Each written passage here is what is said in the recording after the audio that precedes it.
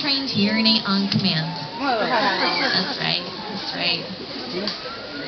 Now, we are the first zoo that trained a panda to have an ultrasound done. Typically, when places would have to do an ultrasound, they would have to sedate the bear. If she's pregnant, the last thing you want is to pump her full of chemicals. It's just like when we're pregnant. They don't want you on any medication. They don't want to have to sedate you. So she's been trained to lay down just like that. She lays down in a crate. We have a metal plate that hugs her in the place so that she can't roll over on us.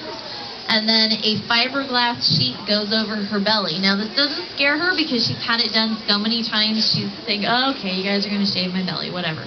As long as you're giving her apples, which is like chocolate for women, she could care less. And if you dip it in honey, that's like Godiva chocolate. It's the best. So she knows if I hold still and I'm good, they're going to give me a treat. We keep giving